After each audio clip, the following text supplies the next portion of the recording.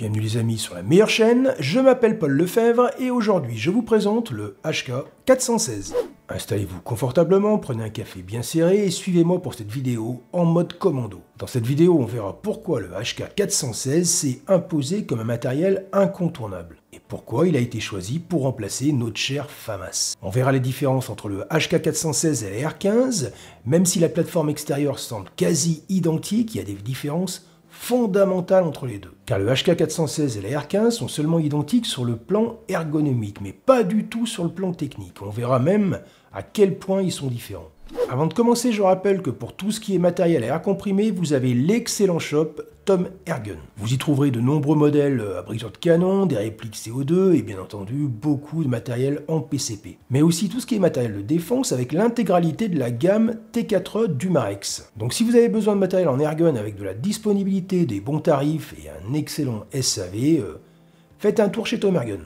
Bon allez, la vidéo sur le HK416, eh ben c'est parti. Le HK416 est un fusil d'assaut produit par une société allemande qui a la particularité d'avoir un nom imprononçable. Heckler Koch. Heckler Koch. Moi j'adore les marques qui choisissent des noms insensés. Le mec il va même pas oser acheter le matos parce qu'il va se dire merde, au club si on me demande ce que c'est, je vais me faire foutre de moi en essayant de prononcer le nom de la marque. Parce qu'en français ça donne ça. Heckler Koch. En italien ça se prononcerait comme ça. Heckler Koch. En chinois. Heckler Koch. Heckler Koch. C'est en train de devenir n'importe quoi cette chaîne. Du coup, on va dire HK, c'est quand même plus pratique. Déjà, première chose, nous sommes ici sur un matériel assez moderne, car sa sortie officielle date de 2005. Oui, ça fait maintenant 19 ans, mais comparé au FAMAS qui a été inventé en 1967 et qui est rentré en service dans l'armée française en 1974, eh ben le HK il fait très jeune. Hein. Ou pire, par rapport au M16 qui a été commercialisé la première fois en 1959, on peut dire que le HK416 est à peine fini de sevrer. Ah oui, ce qu'il faut savoir, c'est qu'à la base, le HK416 a été créé suite à une demande de l'armée américaine. D'ailleurs, actuellement, les forces spéciales américaines sont pour un grand nombre équipées du HK416. Mais après tout ça, je sais exactement ce que vous allez me dire. Vous allez me dire, ton fameux HK416, il ressemble comme à 2 gouttes de pisse à un AR-15. En fait, c'est la même plateforme. Eh ben, alors non, et pas du tout même. Effectivement, vu extérieur, on voit clairement que c'est beaucoup plus qu'une simple inspiration. Oui, le HK416 reprend l'aspect extérieur de la plateforme AR-15, comme je vous le disais en début de vidéo. Mais il s'agit seulement d'une ressemblance sur le plan ergonomique, et pas du tout sur le plan technique. Ce n'est absolument pas un copier-coller. L'ensemble du mécanisme interne est fondamentalement différent puisque le HK416 est parti du principe du mécanisme interne du G36 pour l'adapter sur une plateforme de AR-15. Regardez, rien ne vaut les images pour l'expliquer. Je vais vous montrer la différence au niveau de l'efficacité. On verra après pourquoi il y a une telle différence au niveau du résultat. Dans cette vidéo, le tireur a un HK416 qui va utiliser après une grosse immersion dans l'eau. Le mécanisme et le canon est donc plein d'eau. Et les tirs s'effectuent sans aucun problème.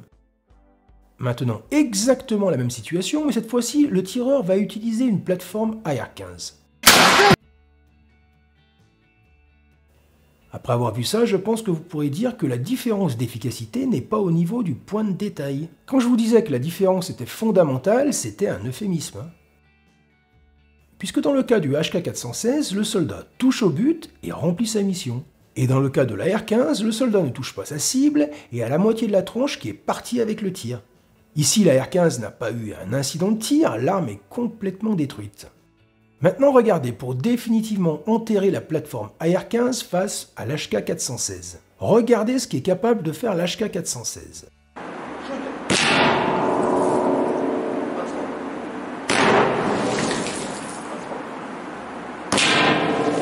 Il n'est pas seulement capable de tirer après une grosse immersion, il peut carrément tirer sous l'eau.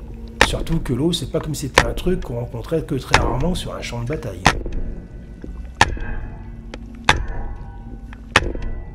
Alors, toujours convaincu qu'il s'agit de la même plateforme?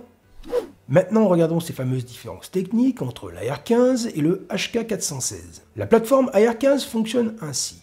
Après le tir, l'empreinte gaz qui vient depuis le canon va remplir une chambre d'expansion située dans le porte-culasse. La pression des gaz va alors déverrouiller la culasse et la tirer en arrière.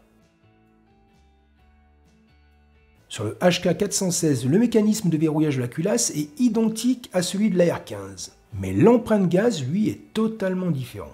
L'empreinte gaz qui passe par les vents lors du tir ne va pas revenir comme sur l'AR15 jusqu'à la culasse, mais il va seulement faire reculer un piston qui va pousser un axe en arrière permettant de libérer le verrouillage de la culasse. Donc pour faire simple, le principe c'est d'avoir créé un mécanisme qui ne ramène plus les gaz vers la culasse. Alors je ne sais pas si vous voyez l'intérêt du système d'empreinte gaz de l'HK416 par rapport à celui de la R15, mais en fait il n'y en a pas qu'un. Les avantages sont nombreux. Le premier et le plus important, c'est de limiter l'échauffement de la culasse. Car on ne ramène plus les gaz extrêmement chauds sur la culasse, donc elle chauffe moins, et ça c'est pas un petit avantage. Mais il y a aussi le phénomène de l'encrassement du mécanisme, parce que vous comprenez bien que les gaz qui sont empruntés dans le canon après le tir ne sont pas de la pureté de l'air de Chamonix. C'est les gaz qui sont principalement responsables de l'encrassement du mécanisme. En supprimant leur retour dans la culasse, ça a pour effet d'avoir une culasse aussi propre qu'un bloc opératoire, même après plusieurs chargeurs. Non mais oui, là c'est une image. Alors si la culasse chauffe beaucoup moins et que l'encrassement est bien moins important, ça produit encore un autre effet positif. Ça augmente la fiabilité et la durée de vie des pièces. Sans compter que l'amortissement du mécanisme est meilleur avec le système HK416. Là vous commencez à vous dire, ça fait quand même beaucoup d'avantages. Mais c'est pas fini. Et le dernier avantage du système de l'HK416, c'est qu'on emprunte beaucoup moins de gaz que sur la R15, peut-être même 5 ou 6 fois moins. Il y aurait donc a priori plus de gaz qui vont servir à la propulsion et la performance de la munition devrait être augmentée. Et c'est grâce à tous ces avantages qu'il sera adopté par les forces spéciales américaines. Ensuite, en France, en 2015, la Direction Générale de l'Armement a fait un appel d'offres pour remplacer le FAMAS, et sélectionne bien entendu le HK416, ainsi que le SCAR-L de la FNR Stahl, l'ARX 160 de Beretta, le MCX de Sig Sauer, mais aussi un bullpup, le VHS d'HS Product, qui avait la particularité de pouvoir lire les anciennes cassettes vidéo. Après de nombreux tests très poussés, le HK416 sort victorieux de cette compétition. Mais il faut préciser qu'il sort d'un cheveu devant le SCAR-L de la FNR Stahl. Ça s'est joué au micro-détail. Même aujourd'hui, la victoire du HK416 est sujet à controverse pour certains. Et c'est le 23 septembre 2016 que la Direction Générale de l'Armement officialise son choix sur le HK416 pour équiper l'armée française. Une commande initiale de 90 000 exemplaires est signée, mais cette commande est pour 2 versions du HK416. Il y a au final 38 500 exemplaires pour la version standard appelée HK416F. Le S c'est pour standard et il a un canon de 37 cm. Et 54 500 exemplaires pour la version courte, du nom de HK416FC. C pour la version courte, et lui il a un canon de 29 cm. La différence majeure entre les deux versions, hormis que la version S fasse 93 cm de long et 4 kg, contre 84 cm et 3,7 kg pour la version C, c'est que la version longue peut accueillir une baïonnette. Le calibre est bien entendu le 5,56 autant. Les deux versions du HK416F ont été développées par HK, mais en étroite collaboration avec l'armée française, d'où le F dans la désignation.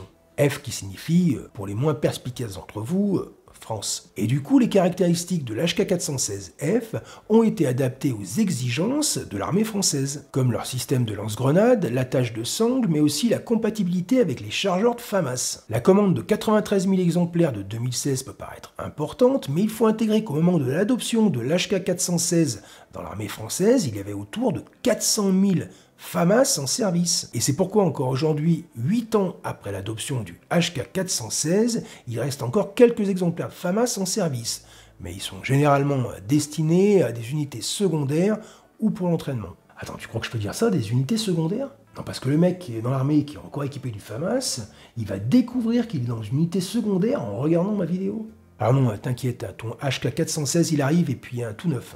Je disais précédemment que le HK416 était sur le plan ergonomique identique à la plateforme AR15. Cependant, le HK416 dispose quand même d'améliorations ergonomiques significatives. Oui, parce que tous les boutons de contrôle sont ambidextres, aussi bien celui pour relâcher la culasse que le bouton de sélection de tir, même le déverrouillage du levier d'armement est ambidextre. Au passage, merci Maître Luger pour la démonstration. Les premières versions n'avaient pas cette modularité. C'est en 2012 que le HK416 devient tout ambidextre. Et sur ce coup, HK a ambidextré beaucoup. Et le problème lorsque tu ambidextres beaucoup, c'est que des fois tu ambidextres trop. Parce que le bouton d'éjection de chargeur est ambidextre, ce qui peut créer une perte de chargeur pendant le transport. puisqu'en marchant, on peut appuyer involontairement sur le bouton d'éjection de chargeur. Bon, perdre son chargeur en marchant, effectivement, c'est un petit souci. Après, il y a des solutions simples pour pallier à ce problème. Moi, quand j'étais à l'armée, on se déplaçait souvent en file indienne. Eh ben, celui qui marche en dernier, il a qu'à ramasser les chargeurs tout le monde, comme ça, l'affaire est réglée. Eh ben ouais, après qu'on peut dépanner, c'est ça la cohésion. Ouais, je sais ce que vous allez me dire, et puis le dernier, il y aura personne pour ramasser son chargeur. Mais bon, le dernier, il le sait, il est pas con, il aura balancé son chargeur avant de partir. Non, je dois avouer que c'est peut-être pas une super idée d'avoir mis le bouton d'éjection de chargeur des deux côtés. L'avantage avec la R15, c'est qu'avec les gauchers qui perdaient leur chargeur en marchant, avec l'HK416, pas de discrimination, tout le monde arrive à destination sans chargeur. Ah putain, désolé, j'étais en train d'imaginer la scène là.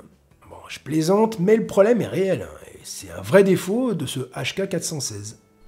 Maintenant, abordons un sujet très intéressant, le prix. Bon, je suis pas allé faire l'espionnage industriel, mais a priori, le HK416F coûterait aux alentours de 700 € l'unité à l'armée française, ce qui est un prix tout à fait compétitif pour ce type de matériel. Par contre, là où c'est intéressant et révélateur, c'est que le HK416F, version civile, qui porte le nom du MR223F, coûte, lui, approximativement la peau du sgeg, ou plus précisément entre 3500 et 3600 €. Et beaucoup pensaient qu'il ne s'agissait pas du même produit, que la finition était meilleure sur le MR223F, ou d'autres disaient que le HK416 était moins cher car il était fabriqué par des sous-traitants d'HK, dans des pays où la main-d'œuvre devait être meilleur marché. En fait, non, pas du tout, ils ont fait beaucoup plus simple que ça. Entre la version civile et la version militaire, ils ont changé qu'une seule chose en fait. C'est simplement leur taux de marge. Et c'est ainsi que le MR223F est vendu 5 fois plus cher que le HK416F. Par contre, il est livré dans une jolie boîte en carton, mais sans space-fond ni lubrifiant. Non mais après je comprends, hein, le gars qui achète son MR223 à 3600 balles, il veut se rassurer en disant ça peut pas être de la même qualité que le HK416 à 700 balles. Oui, je sais qu'on peut pas comparer une commande de 90 000 exemplaires de HK416 avec une commande unitaire d'un MR223. Non, alors c'est vrai, on peut pas comparer. Mais putain, 5 fois plus cher. Quand l'armée française achète des 308 pour son parc automobile, elle les paye pas 5000 € pièce. Non, parce que là, il faut vraiment prendre conscience que le prix du MR223, c'est un prix purement commercial. Du style, ils se sont dit, à quel prix serait plus intéressant de vendre le MR223 ? Le rapport nombre de ventes marge le plus intéressant serait combien ? 3600 balles ? Ouais, bah allez, banco, hein. Dommage, hein, parce qu'à 1200 €, je me serais laissé tenter, mais 3500, 3600 €, je l'accepterais que si on me l'offre. Bon, pour finir au sujet de ce HK416F, ce qu'il faut savoir, c'est qu'il est plutôt apprécié par les militaires français. Même si en aucun cas il peut jouir de l'équilibre exceptionnel, voire même légendaire du fameux FAMAS. Et oui, l'équilibre du FAMAS, par sa conception bullpup, ne peut pas être concurrencé par un vulgaire HK416. FAMAS pour lequel je ferai une vidéo dédiée et totalement partiale. Oui, parce que j'ai l'ADN du FAMAS qui coule dans mes veines. Forcément, je suis français, je suis natif de Saint-Étienne, lieu de fabrication originel du FAMAS. J'ai effectué mon service militaire pendant lequel j'ai tiré abondamment avec le FAMAS et je l'ai démonté et remonté même sous la neige. Il m'a tenu chaud dans mon duvet durant mes nombreuses manœuvres et ça crée des liens. Et il a été aussi mon seul compagnon pendant les longues marches ou les gardes. Et oui, ça aussi, faudra que je vous raconte. Je suis donc la personne la moins disposée à vous faire une présentation objective du meilleur fusil d'assaut de la galaxie qu'est le FAMAS. C'est pour ça que je vous prépare depuis des années une présentation assez exceptionnelle du FAMAS. Mais bon, je m'étale, à chaque fois que je parle du FAMAS, je pourrais en parler pendant des heures. Mais ici, nous sommes pas en train de parler du divin FAMAS, mais de cette merdouille de... Mais du HK416. Non, il faut avouer que c'est du bon matos, ce HK416F. Et comme on l'a vu, on peut même s'en servir pour la chasse sous-marine. Tu leur donnes ça à Koh Lanta, ils ont plus faim. D'ailleurs, il paraîtrait que les prouesses du HK416 ne soient pas seulement la capacité de tirer sous l'eau. A priori, il pourrait aussi tirer avec une balle coincée dans le canon. Ce que je veux dire, c'est que si vous avez une balle coincée dans le canon, la balle suivante pourrait pousser celle qui est coincée sans tout exploser. Et ouais, une balle défectueuse, ça arrive, hein. Même si normalement une balle coincée dans le canon devrait créer un enrayage, c'est pas forcément évident que le tireur ait conscience que le projectile soit coincé dans le canon. Et puis même s'il en a conscience, mais qu'il est en plein combat, ça peut être un sacré atout de pouvoir rechambrer manuellement une cartouche et de continuer à tirer. Alors qu'extraire le projectile qui est coincé dans le canon peut impliquer une issue fatale. Comme quoi, dans certains cas, un petit détail peut faire une grosse différence. Il avait un HK416, il est sorti victorieux, il avait un AR-15, La cérémonie aura lieu demain. Oui, je pense que c'est du bon matos, ce HK416. Après, je vous dis ça, mais c'est seulement par rapport à mes recherches. J'ai personnellement jamais essayé la version militaire. Mais faut pas désespérer. Comme va le monde, on aura peut-être tous la chance un jour prochain d'avoir un HK416 dans les mains. Enfin voilà, cette vidéo est maintenant terminée. Je vous remercie de l'avoir suivi, mais comme d'habitude, il y a la séquence mendicité et je tenais profondément à remercier tous les souscripteurs et donateurs de la chaîne, aussi bien ceux qui me soutiennent par le biais de la souscription de la chaîne que ceux qui passent par Tipeee.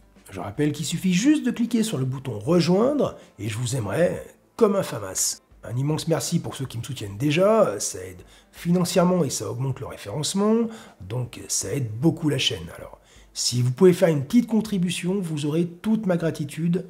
Merci à tous. Alors je sais toujours pas le sujet que je vais vous sortir dans la prochaine vidéo, je sais pas non plus quand je vais vous le sortir, mais bon, tout ce que je peux vous promettre, c'est qu'on se retrouve très bientôt. Allez, salut les amis!